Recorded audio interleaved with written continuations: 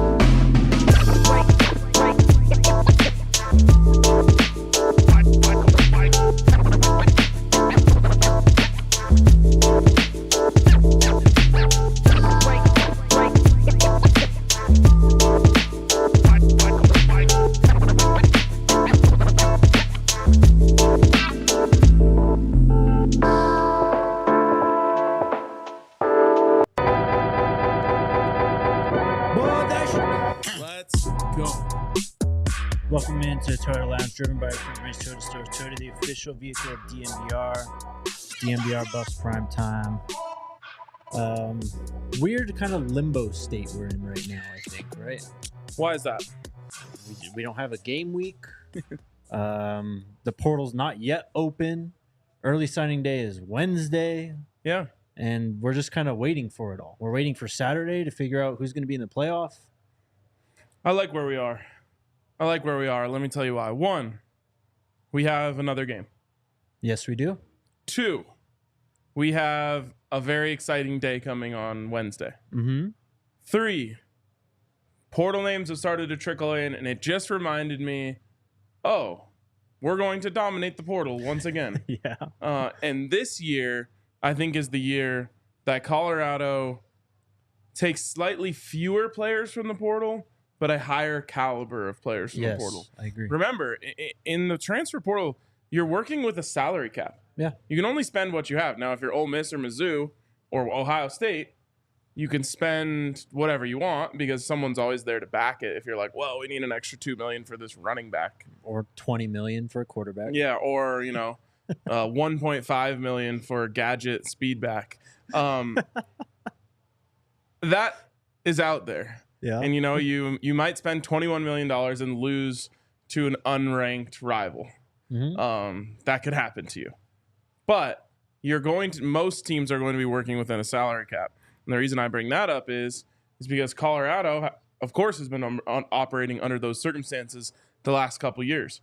2 years ago, they needed, 70 players? Pretty much, yeah. So that had to be spread out. Yeah. And not every transfer gets an NIL bag, but especially at the upper tier, they do. Last year, it was 50? Yep. 50 transfers. You're spreading out what you have to spend over the course of 50 transfers. This year, I think the number could be closer to 25, 30. And you already have... Maybe even less. Well, yeah, and you already have 15, probably more kids coming in the recruiting class. Yep. So we got a lot of portal stuff to get to, but we're going to start today.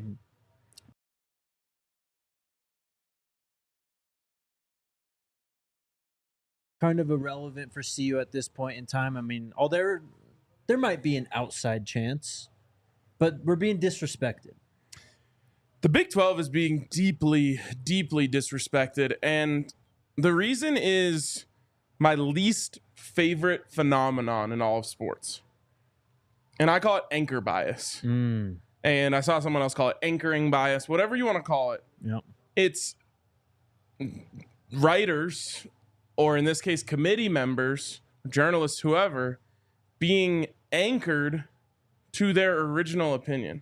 It's the biggest flaw, in my opinion, in using humans to decide something like this, because it's hard to admit you're wrong.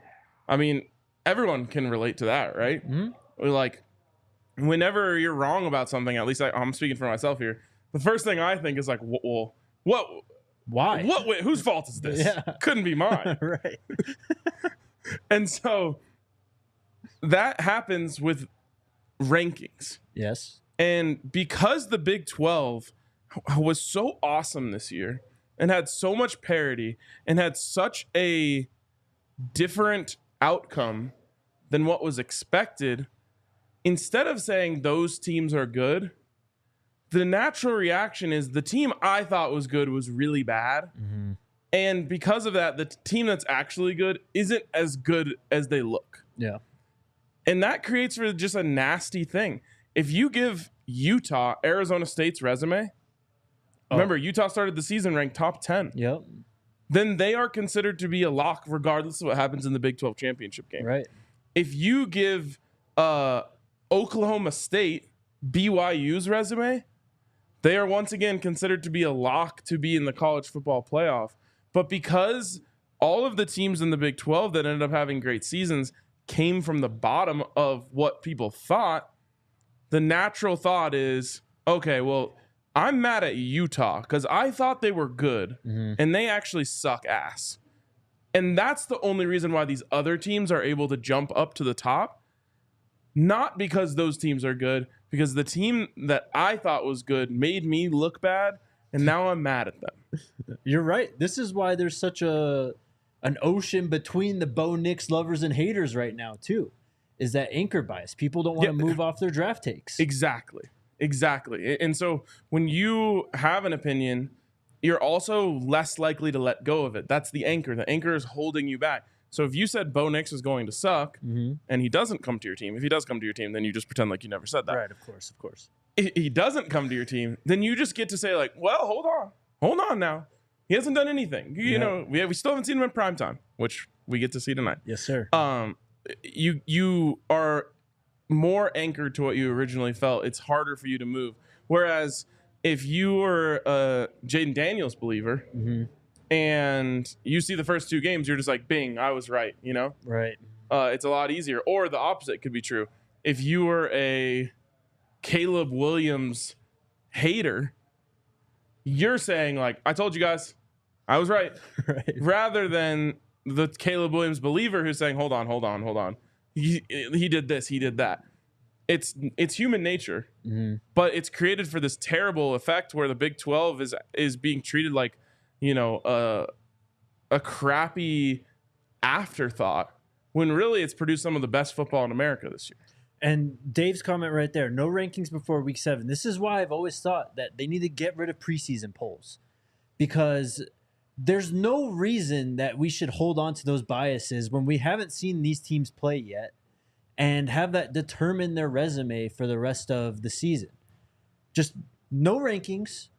We hit whenever the CFP comes out, maybe a few weeks before, if the AP wants to get in, I guess. Ban the AP. Well, sure. I'm fine with that, too. Then let's start ranking teams in November when the CFP comes out. The AP poll is irrelevant. What is it doing here? It's only now exists because we need something before the CFP rankings come out. Yeah. But here's the problem, and I think that that's a start. I think it would help eliminate some of this. In the end, though, you still have what you think. And it's not public what the committee thought, but the AP rankings are also impacting what the committee thinks because the AP rankings are essentially the public. It's like a guideline. Yeah, well, it's like the court of public opinion of what is going to happen this season. And so it's a really tough thing, and we already tried to eliminate the human element, and that's how we ended up with the BCS. No one liked that either. So there's got to be a balance here. The hard thing is just it's really, really obvious based on what we're seeing in the rankings that the committee is not trusting their eyes. And the only thing that they trust when it comes to their eyes is the logo that's on the helmet. Yeah. And that part it just sucks, especially for the Big 12 Conference, which doesn't have an Alabama or a Texas or an Ohio State to, you know, just basically get the benefit of the doubt no matter what. Well, so do you think that's part of it then? Because obviously the Big 12 lost Texas and Oklahoma. Your top 4 now, BYU, Iowa State, Arizona State, and CU, they haven't played each other. Yeah. That's got to be part of the issue, I think. That, you just mean like just by pure luck that there's no kind of the top teams didn't have to play each other? Yeah. So now we just end up with this stack of teams that they don't really know what to do with. And you have your arguments for each of them. I mean, ASU's hot right now, BYU's not as hot, like whatever. But you never got to see them head to head, so you can't even really make definitive like statements at who's the best team at the top right now. Right. I mean, Colorado absolutely has a case for why they're the best team in the Big 12. Sure. In fact, if there was a Big 12 championship game selection committee, I would bet everything that Colorado would be in it based on the eye test, based on all of the other, elements that go into it. Colorado, far and away the best point differential in the conference. Yep.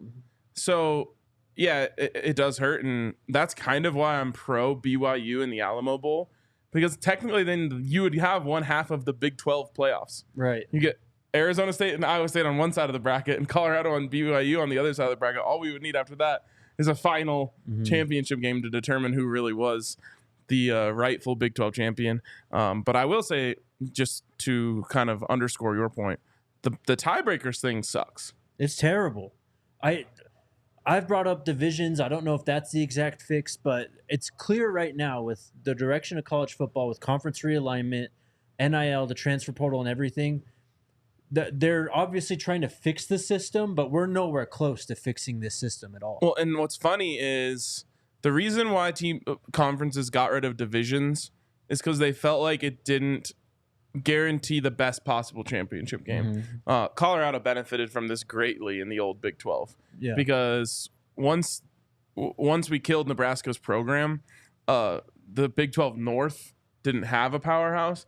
And so Colorado kept winning the Big 12 North at like 7-5. Yeah. And then they would go up against a powerhouse like Texas or Oklahoma, who were a class above us back then, except for in 2001. And, you had games like 70-3. So conferences were like, okay, well, let's just eliminate that the divisions, and you just get the top two ranked teams. No one, I don't think, was, especially the Big 12, was thinking, oh, there's going to be a 4-way tie at the top. Right. And it's going to come down to like none of the teams have played each other. So it's a tiebreaker of teams that they shared in common and record against them. Like, that's such a lame way to do it. So I still don't think it's perfect. And you actually might end up with like a selection committee they need within to do the something. conference.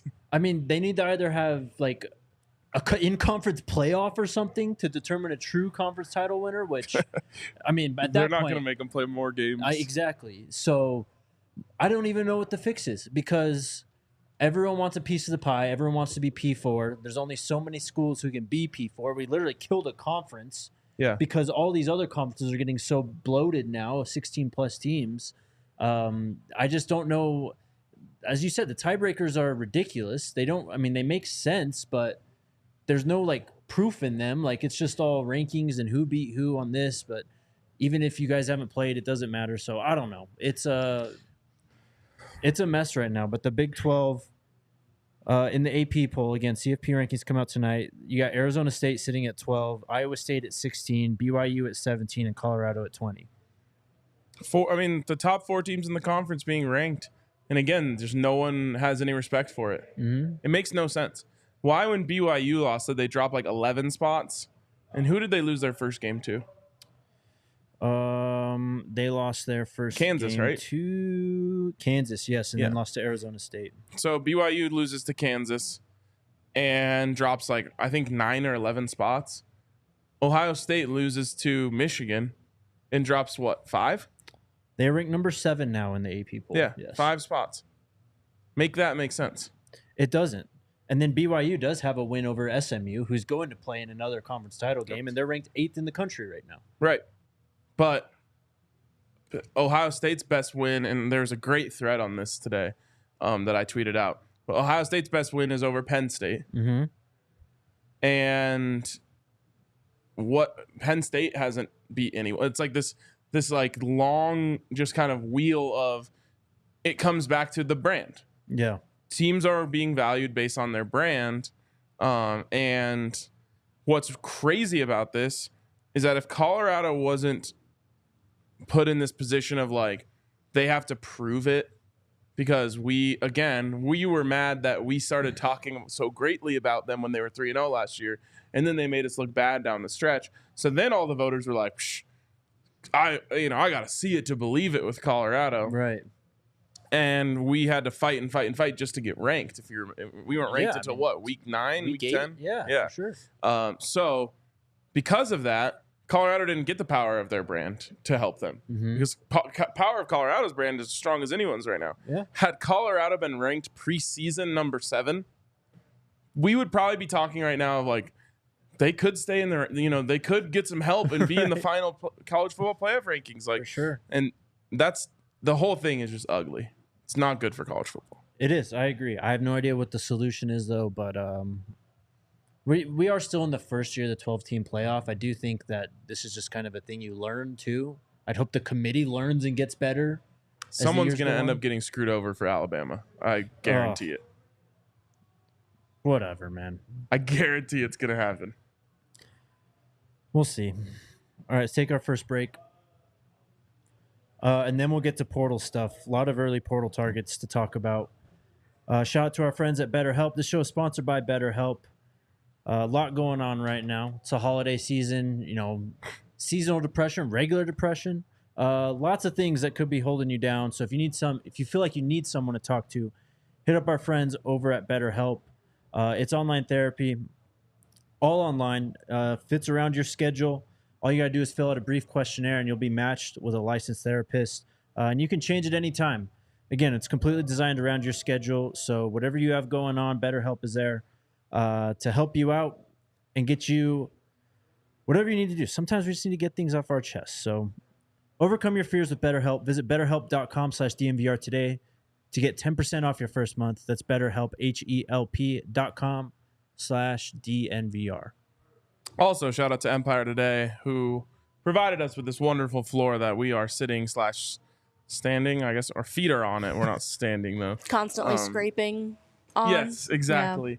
Yeah. This thing just gets abused on a daily basis by the people that work here, and it has held up tremendously. Honestly, like if you have dogs or, like crazy kids that are like rollerblading around the house or some shit. It seems like something I would have done when I was a kid. This is the type of flooring that you need so that it doesn't get scratched up, ruined, scarred, whatever it may be, stained. Our friends over at Empire Today will get you set up, and they do an incredible job. Plus, when you use the code DNVR, you can receive $350 off. So schedule your free in-home estimate today and then take $350 off that when you use the code DNVR. Go to empiretoday.com/DNVR for details. It's portal season.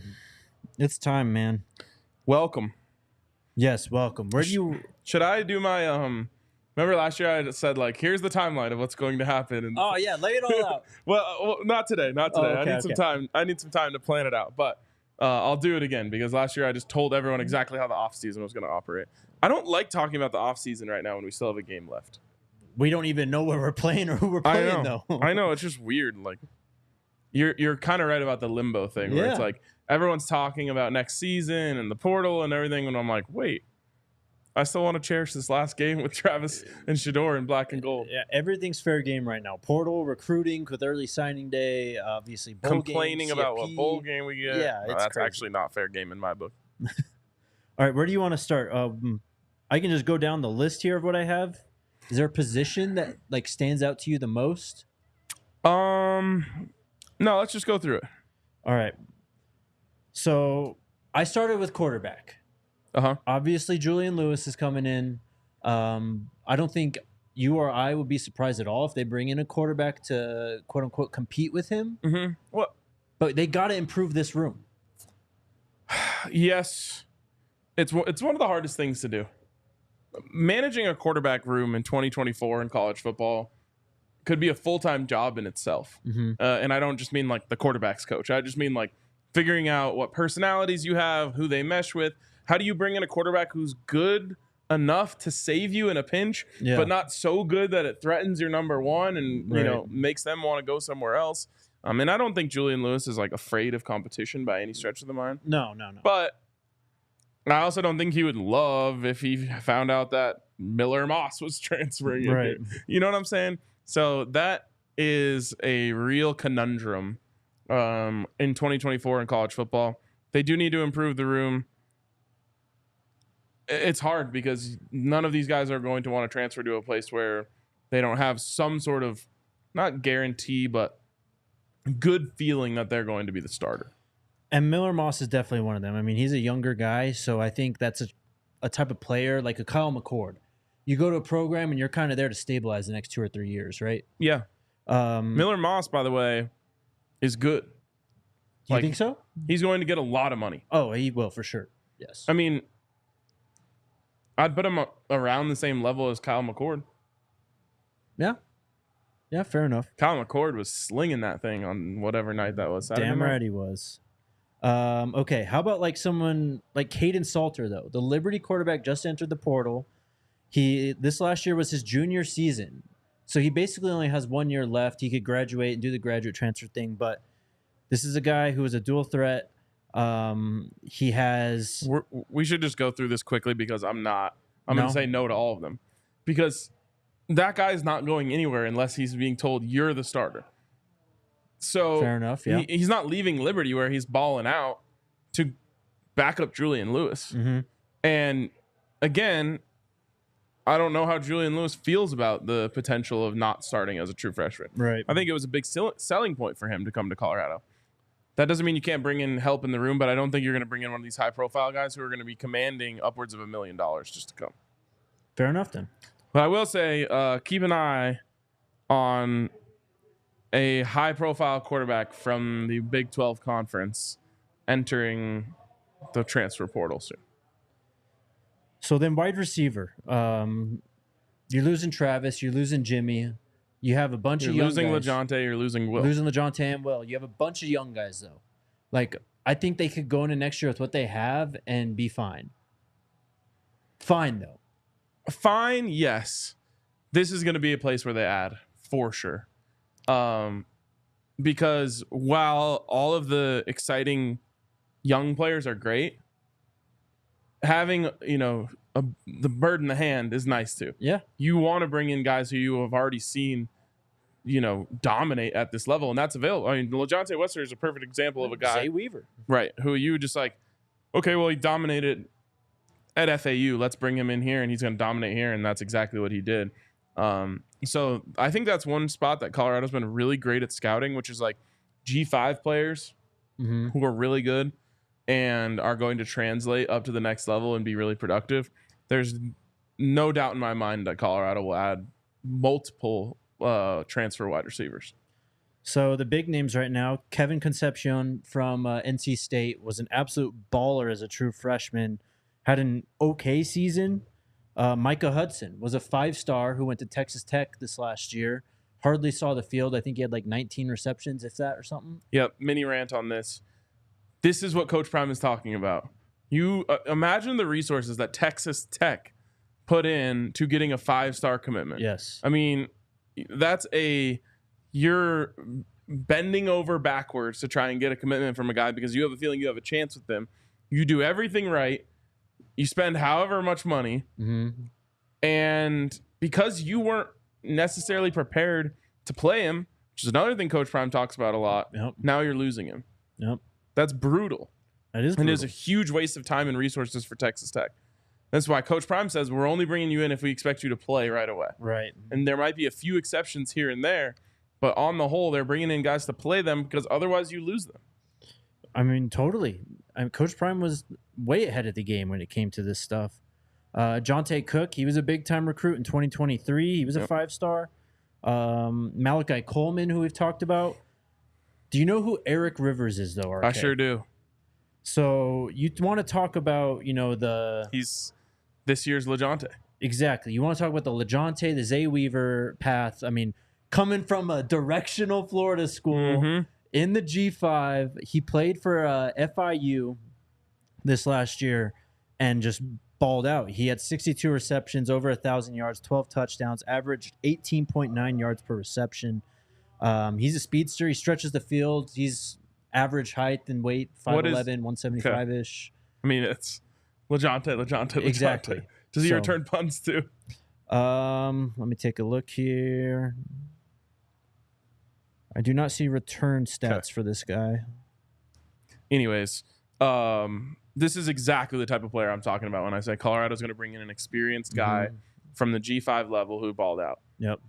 Again, these prices just go up every year in terms of what it costs to get a player. But this is the type of guy that I could really see Colorado getting. Micah Hudson, I have no idea what his situation is. A lot of time, these 5-star guys that transfer end up getting a huge sum of money from a place like Texas A&M. And you kind of, I don't know. I think you kind of get slapped with a buyer beware sticker when that happens too. You show up to a school, you're there for 8 months, and then you're out. Yeah. Like, what happened? You didn't play. But it's just, why? Like, you're a 5-star. You should. That's the type of player that should come in and play. Yeah. I don't know. I think our guy Jacob knows him well, so maybe we can find out. There you go. So anyways, that's the thing. And then Concepcion. I don't know. He is probably going to be the biggest name, at least so far. Definitely. And again, those guys are just hard to get. Probably a lot easier when Shedeur Sanders is your quarterback. Right. Not that guys aren't going to have respect for Julian Lewis, but when you've seen Shedeur, the way he spreads the ball around, the way he gets everyone involved, like that's an easy thing. It's like, Peyton Manning getting Wes Welker and Emmanuel Sanders and everyone to come. Like, of course they want to come because they know they're going to get the ball. Yep. Anyways, I bet you he gets a big, he's probably going to Ohio State. For sure. Tight end Tavian Galloway is someone to look out for. He entered the portal. He's from Purdue. He is, I believe, a younger player. 6'5", 230. I don't think he played much this year, though. But Colorado has been linked to him. Let's go to the other side of the ball. Defensive backs. There's a handful of them who've entered recently. Jamel Johnson is a safety from TCU who's a young player. Julian Humphreys, a young player at Georgia who started 10 games this year, I believe. Antoine Jackson, it says TCU. I think that's supposed to be UCF, actually. But kind of a Swiss Army knife DB. But the big name, a guy we talked about a lot in August, Cole Wisniewski, captain for North Dakota State. Their best defensive player, did not play against the Buffs, was hurt. Didn't play this year at all. I think he redshirted this whole year. He's entering the portal. This is an NFL player. You're losing Cam. You're losing Shiloh. We'll see. He could have gone in the draft this year. Yeah, no, I mean, I think he's a good player. I think he's a good player. Also, I feel like all of those FCS Northwest schools that get transfers, I feel like they all go to Oregon State, Washington State. And then I went through West Virginia and UCF, obviously, because they decided to change head coaches, so the portal is open for them right now. And they could have people enter and get recruited today if they wanted to. West Virginia has a duo of good backs, Jaheim White. He's had a really good year. Sign me up for him. He's sick, huh? I love that guy. Yeah. He's number 1, right? I believe so. Let me pull it up right now. But they have 2 of them. CJ Donaldson's a big back. I think he's 5'11", 6 foot 230, 240. Yeah, they had 2 guys going out there. It's number 1 and number 32 or something. Yeah, Jaheim White's number 1. Dude. Led the team in rushing. This is immediately to if not the very top, near the top of my list. That dude's electric. And I've seen some push and pull and back and forth about whether Colorado can recruit running backs, with how much they've thrown the ball the last couple of years. I think there's going to be a big push at the running back position from Colorado, and it's going to be, I think, an easy sell for them to tell these guys, hey, look, we're planning on starting a true freshman running back. We need you to help take the load off of him. And I think Colorado ends up getting one of these big-time running back transfers. Again, investment of funds. Colorado, as much as they wanted to run the ball better this year than they did last year, which I don't know if they ever did. I don't know if the numbers would say they did at all. Technically, they did. It was marginal, if so. Yes. They also knew that they were going to be a passing team. They knew they had the best quarterback in the entire country. So they weren't going to invest resources into the running back position as much as another school who might be a lot more focused on running the football, such as like Kansas State. Mm-hmm. So this year, I think Colorado moves that way up on the priorities board and ends up getting one of these bigger name running back transfers. I mean, totally, dude. You got to know yourself. You got to know your team, your strengths, weaknesses. And then, I mean, these kids aren't dumb. They see that stuff and they know it too. And I'm sure they're seeing, if they're interested, they're looking at Colorado right now and you're a running back. They're like, oh, there's definitely a bigger opportunity here than there was the last 2 years. Yes. You have to see that. Defensive lineman TJ Jackson's a good player for West Virginia as well. He led them in TFLs this year. He had an outrageous number, 14, 6.5 TFLs. This is a slash player, 6'1", 270. He's listed at DT, DN, D-line. Played his first few years at Troy. Was a senior last year at West Virginia. He'd have to be a graduate to enter. And then their linebacker, Tyron Badley's a good player as well. Led them in total tackles, fourth on the team in total tackles, but had 8 TFLs, 1.5 sacks, 1 INT, 4 passes defensed. He was all over the place. On the UCF side, they've got 2 tight ends, Randy Pittman Jr., who played a lot for them this year, and someone named Kylan Fox. Mm-hmm. We know him well. We do. And then they have a defensive lineman, their best defensive lineman, Najalit Kelly. All right. Played at Miami before, went to UCF. I feel like that Pittman guy was huge if I remember him from when we played them. So, I mean, again, this is just the beginning. Mm-hmm. A lot more coaches to be fired or stepping down or taking a job at another university that is a downgrade, whatever it may be. There's going to be a lot of change, but this is just the first wave of portal guys. Yes. And just look at the level of talent that's already in there. Yes, dude. And you didn't mention the Houston corner. There's a corner from Houston who jumped in. Oh, yeah. Chidoze shouted him out. Yeah, and I'll find it. had a good season. So Houston's defense was actually nice. Look, Houston kind of had some players. Yeah. That tight end is massive. Yeah, he is. He's a bowling The first ball. time he caught the ball, I thought they threw it to an offensive lineman on like a drag route. I was like, what is happening? They literally couldn't tackle him. The rest would just blow the whistle and he'd be standing. He would. I'm trying to find this. We might have had a deleted tweet situation here. Okay. Well, that's okay. Can I add someone to my wish they enter the portal list? Sure. Let me just build a narrative here. Okay. USC. Yep. Just lost I already know where you're going. I already know where you're going. Because you know the type of players that I love. Yeah. Just lost their quarterback. Yep. Had another quarterback that was coming in. Mm-hmm. They lost him too. You know where he is? I think he's at Colorado. He's going to Colorado. Maybe, just maybe, Juju Lewis and Zachariah Branch had a little, friendship that was building there. And Zachariah Branch, I believe, was criminally underused this year. His numbers, at least mid-season, were crazy low for what I expect from him. Give me Zachariah Branch to enter the portal and transfer to Colorado. That would be big time, man. I love that you knew it as soon as I said the team. As soon as you said it, I knew exactly. They also lost a 5-star commitment, wide receiver commitment recently. They did. He's been predicted to go to A&M, but yeah, I was told that they were fine after Juju decided not to go there. Let's But see what Zachariah guess Branch not. did this year. Let's take our second break, actually. You want to know what he did first? Yeah, tell me. 47 catches for 500 yards and a touchdown. How were his return stats? Did he have any? I can't remember him having any big returns. They don't have it on here. I'm on ESPN.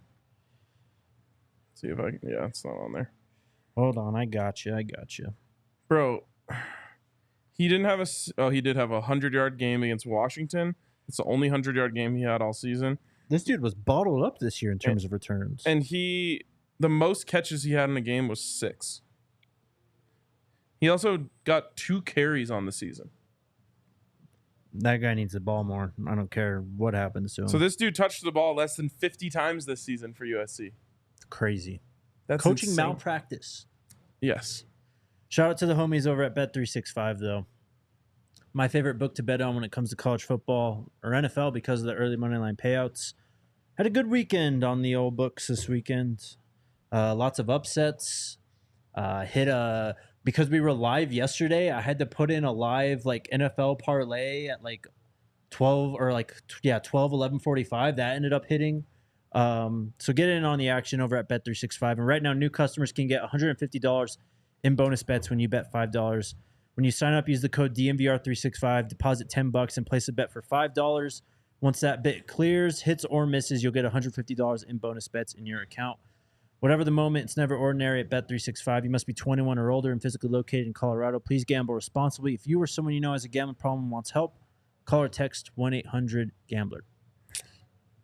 Is this I feel like this is a different chair than I normally sit in. I don't know what happened up here, It's man. a little more sinky than the other chair that I normally sit in. I feel like I'm slowly sinking into the chair. And if you want to feel like you're slowly sinking into the chair. Wow. That's elite, bro. I ain't gonna lie. That's elite. Hit up our friends. That's elite. Over at Live Well. You guys know. Whatever your favorite way of consumption is, Live Well will get you feeling right. So sinking in the chair. Use the code DNVR25 in store to receive $25 off one regular priced item and sink yourself into that couch. Of course, restrictions apply on those regularly priced items, but go check out our friends over at Live Well. Shout out to Live Well. That was actually a true story also. Like, this chair is sinking. You had me fooled. All right. Oh, hello, friends. Hello, AJ. What's up, AJ? Let's stick with the team first, and then we'll get to a little bit of NFL draft stuff. Get your questions in now, though. We should have time for quite a few of those today. Namir Robinson has entered the transfer portal. Johnny Chaney Jr. was technically, I think, the first player from this team to enter the portal. But now Namir Robinson has gone. Of course, the son of Nate Robinson was playing cornerback. The kid just worked. I mean, I always think about when were you there when we went out to go film that video out by the gates to get onto Folsom Field? Yep. A practice just ended. It was fall camp. This was 2 years ago. The guys were running stairs that day or something. And we went out there to film, and Namir Robinson's out there running stairs by himself, just worked his ass off. So good luck to him. Yeah, absolutely. I mean, this should be a good thing if Colorado brings in high quality walk-ons, and then you hope for them that they transfer up and get to play somewhere and, are able to apply all of the great knowledge that they have taken on from Deion Sanders and Kevin Mathis and, maybe even Robert Livingston as well. Yeah. But definitely wish him the best. By the way, speaking of corners, did they switch RJ Johnson to corner? Because he was lining up at corner when he came out onto the field late in the Oklahoma State game. I think that just might have been kind of mix and matching type stuff because you're down Preston, starting to pull starters and stuff.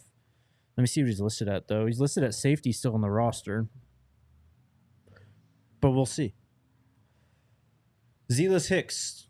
We've talked about him before.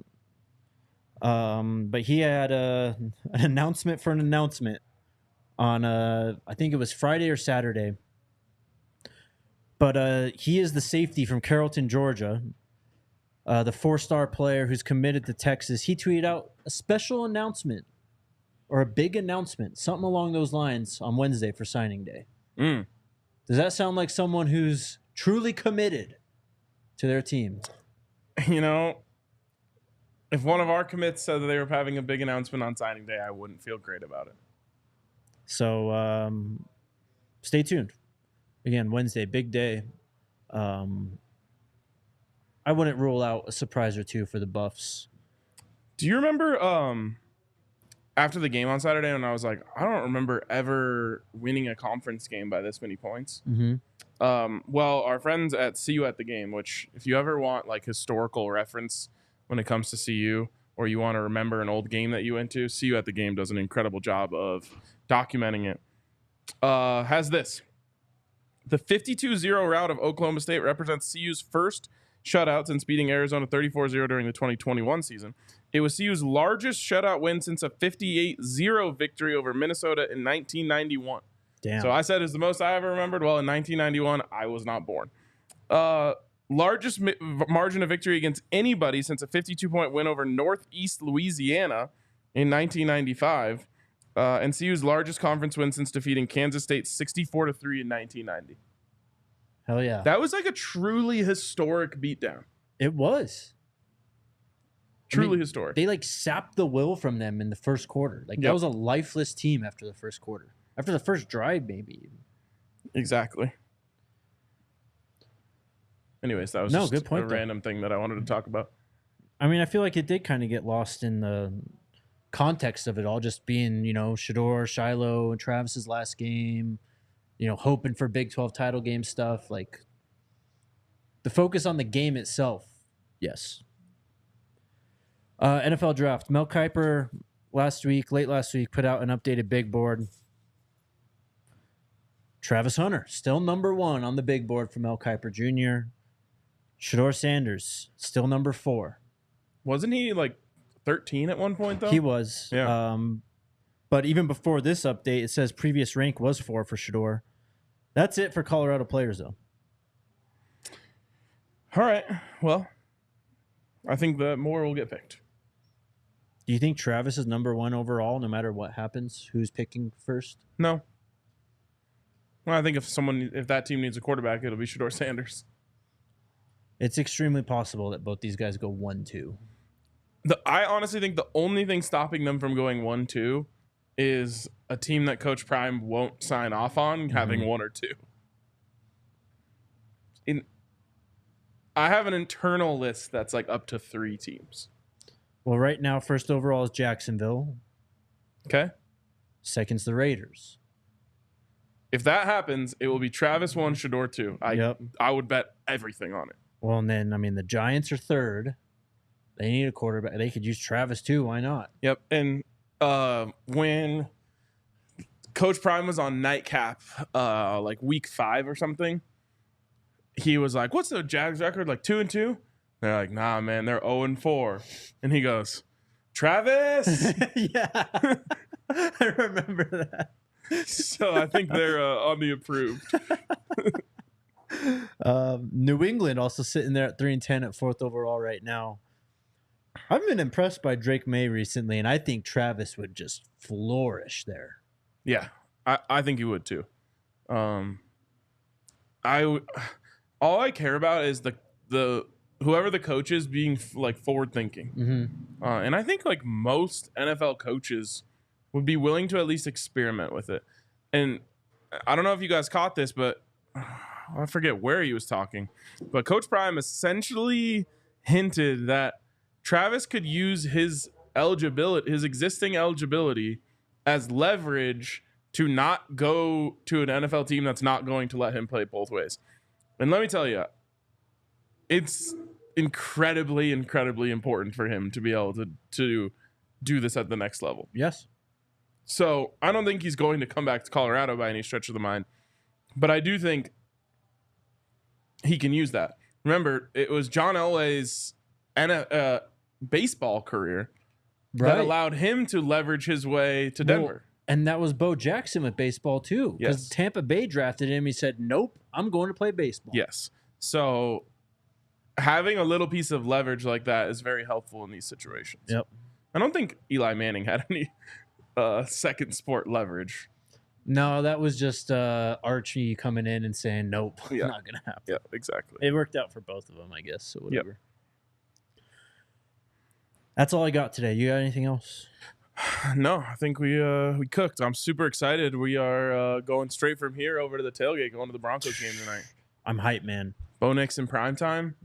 My first Monday Night Football game. Really? Yeah. Hell yeah. Bro, that makes me so excited. Monday Night Football at Mile High is different. I know. I've seen it. You've been to Sunday night, right? Yeah, I went last year for the I actually went to 2. I went to one in 2013 when Peyton played Drew Brees and the Saints. Okay. They beat the hell out of them. I was going to say that's equivalent cuz like last year doesn't really count cuz Broncos fans are just so beaten and battered. Right. But like when this fan base has hope and we get a Monday night game, whoo, it's going to be rocking in there. Scotty P's first ever NFL game. So your first Monday Night Football, Scotty P's first NFL game, my first Broncos game this season. Yeah. We're going to have a time. Yeah. DNVR Buffs takes over Mile High. Cannot wait. All right, let's take our final break. And then, again, get your questions in the chat. We will get to them here very shortly.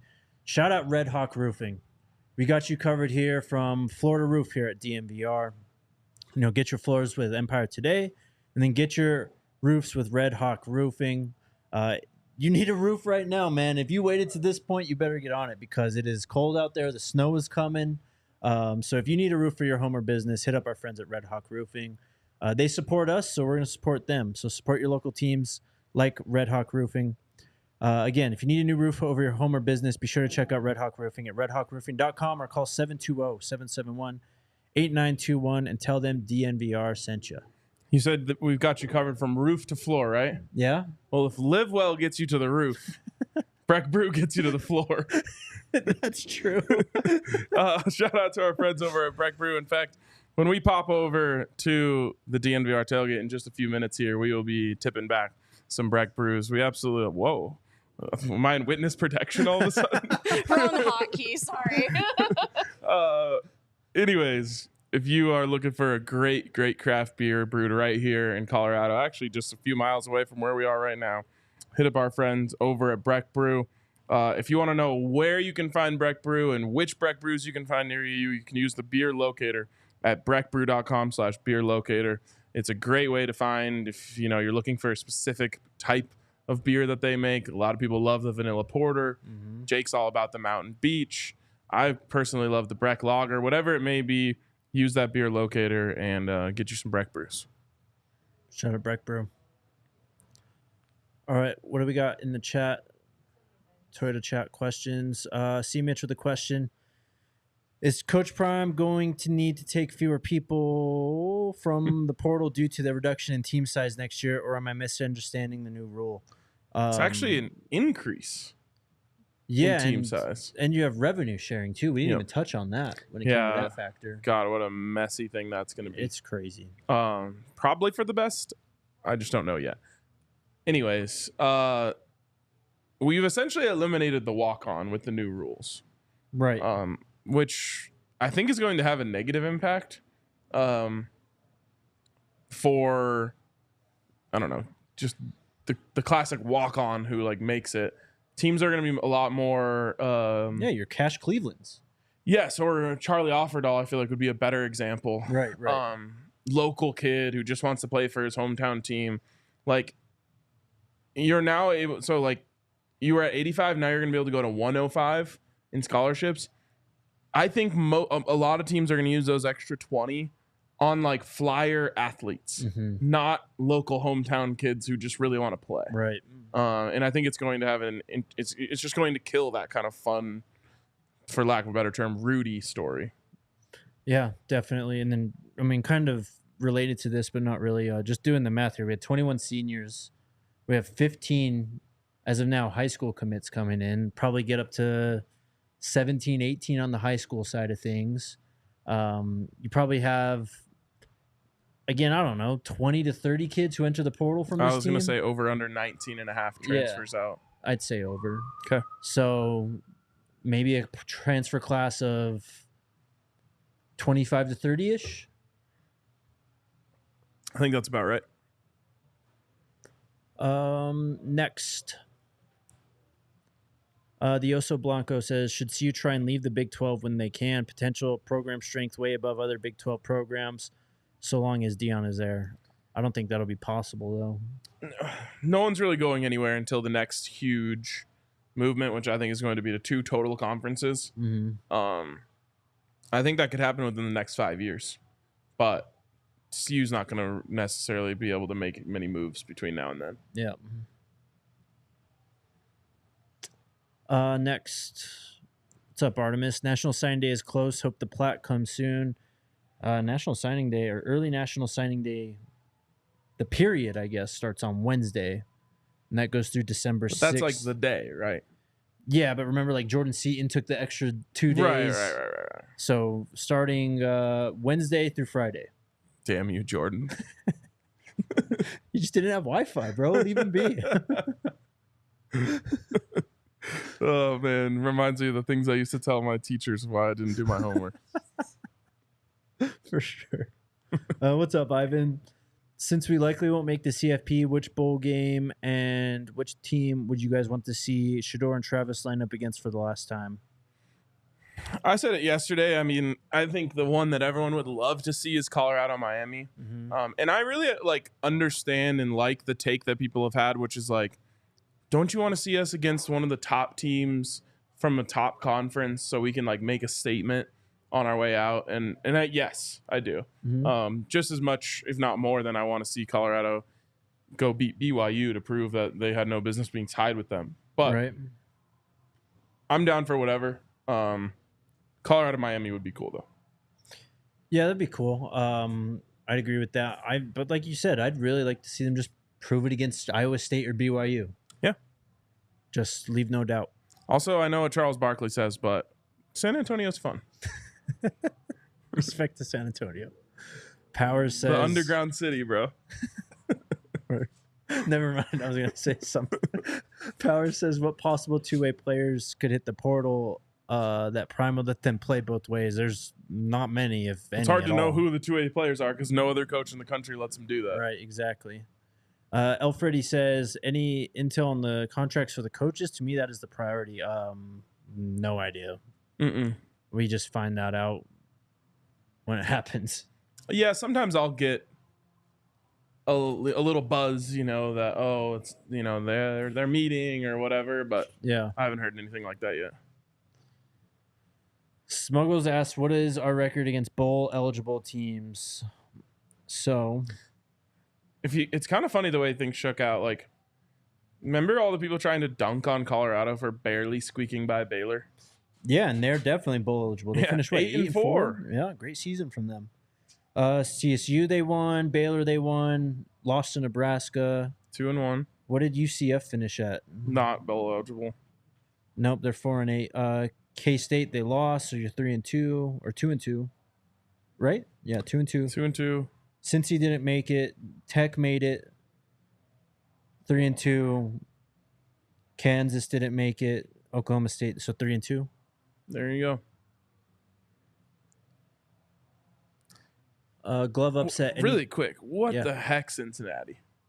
Yeah, dude. They were weren't they jockeying for position with us when they played us in terms of the Big 12 standings? Mm-hmm. I think they were 3-2, and we were 4-1 when we played them. Or no. Their record coming into that game was 5-2. They ended up dropping they were- 5 consecutive games, starting with CU to end the season. Wow. Yeah. That is brutal. They won 0 games after they made that stupid diss track. Yeah. Damn. That's brutal. Colorado just breaking programs. It's crazy. Oh, man. I have UCF fans up in arms with my "Life Comes At You Fast" tweet. UCF or Nebraska? UCF. Because you want to talk about life coming at you fast. Yeah, that's true. Woo, boo. Man. Oh, my God. That was hilarious. Yes, of course. Just sometimes things happen in poetic ways. I love that the team that they all said Coach Prime was going to leave for in 2 years is now the team that poaches their DC and probably the best coach on their staff in Terrence Knighton. Yep. And then But no, I tweeted out UCF because remember we did the whole all the recruits are coming for Colorado thing, and then UCF fans were really mad, and they put one of them tweeted Colorado is 16th rated class in the Big 12, and we have the first rated class in the Big 12. Well, now Colorado has a second rated class in the Big 12, and they have the last place rated class in the Big 12. When are they going to learn to not post recruiting rankings before this shit's all said and done? Because you just set yourself up for stuff like this every time. That's so true. For them to go from first to last, though, is crazy. It is. And we're about to go from last to first, pretty much. Yes. So that's my warning to USC fans who tried doing that to me after the Juju stuff, because you're bookmarked. By the way, they're only holding on to Lincoln Riley for what? Monetary reasons? I don't know. Speaking of holding on to coaches for monetary reasons, welcome back, Brent Brennan. Hey, shout out Brent Brennan. Congrats, man. Way to go, U of A.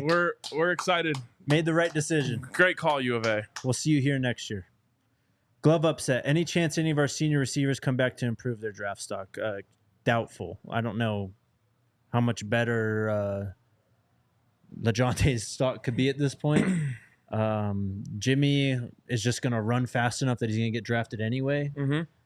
Will is, he is what he was. He's as advertised. Big body, can kind of do it all, stretch the field, and go over the top. So physical. Yep. Big Teasy in the house. Any updates on CU baseball talk? No, sir. I'm telling you, we need like 6 consecutive seasons of Coach Prime and selling out the football stadium every year before we start talking about adding sports. Definitely. Do you believe Coach Prime and his staff gets a raise? I hope so. They but deserve it. I have no idea. Ike says, will Juju still be able to practice since his arm is hurt? Yeah, I don't know what happened exactly. Someone tweeted out he had a hand injury, but I think someone somewhere said x-rays were negative, but then someone said he's in a cast. It's right hand? Throwing hand, yeah. So we'll obviously know more, I guess. Did they win? Yes, they won by a lot. So they're up against Mantrez Walker's team this year. For the title. Week. Is it for the title? I have no idea what round it is, but it's deep, and I guess we'll know more based on whether or not Juju plays. Yeah. Regardless, hoping the best for his health, and hopefully he heals up. I think it's shocking to me that there aren't more quarterback hand injuries, especially from the classic like hitting your hand on a helmet thing. Who did that? Like, wasn't it Drew Brees who did it? Like, he fucked up his hand for like 6 weeks or something, like a couple of years ago. Wasn't that the Teddy Bridgewater run? Yeah. He went like 5-0. Yeah. Semifinals. Douglas County at Grayson and then Carrollton at Buford. Okay. Jasmine, RK, what's your message to the Huskers? They for sure sweating on the escalator. They're not on an escalator. Well, they don't have escalators in Lincoln. Well, Matt Rule managed to find one and it goes down. Oh, you're right. Yeah, no, they're not on an escalator. They're on those things that they have at the airport. Airport walkways. Yeah, it just goes straight, just flat. But congratulations to them for winning their Super Bowl. They did get that. And shout out to them for, once again, the second straight year losing in the most Nebraska way possible to Iowa. That was incredible. It's so fun to watch every time. It's so inevitable, too. Like, you just know it's coming. Every time. They always deliver. Tay, Coach Prime should start his own DB award. How do you feel about that? We've already talked about the Prime Award. Prime Award. We need it. But I liked your description of it. It's not the best DB. It's just the most primetime player. Yeah. And that, like, I feel like everyone would know who that is. Yeah, who are you turning on TVs to watch this year? This year, it's Travis Hunter. Yep. Who would have been last year? Ooh, good question. They have to have, like, a little bit of swagger to them, too. Obviously, Jaden Daniels comes to mind, but it can't just be the Heisman every year. Penix? Marvin Harrison Jr.? It's a good one, too.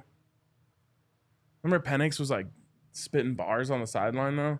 Yeah, that's my guy. Time move. He's a dog. You can handle this one. It's a time. No, it's never time for a new stadium. You want to add some seats? Count me in.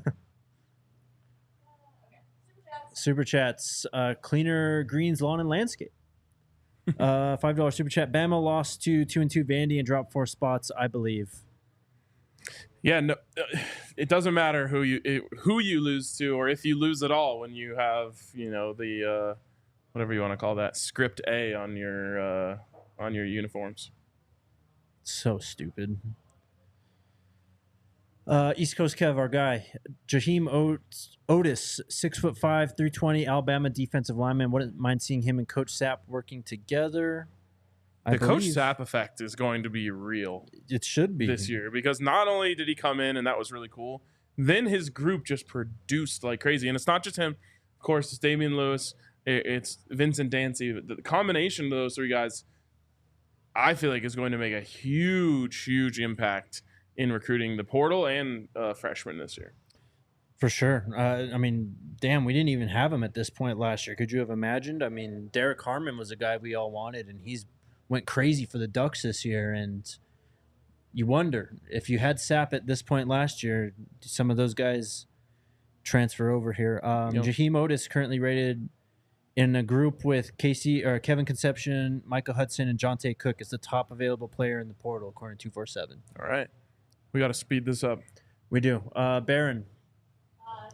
Kevin. I wouldn't mind Arch Manning from Texas jumping in the portal and heading to CU. Let's get that Manning and Sanders storyline going. I know Juju is here, but he can sit 1 year and learn. Just saying. I'd be surprised if Arch enters the portal. Did you see the video of him like on the sidelines after his touchdown? Yes. Someone tweeted out like, We've never seen a Manning with this level of swagger. Like, yeah. Alert the National Guard or something like that. Like, that is a problem.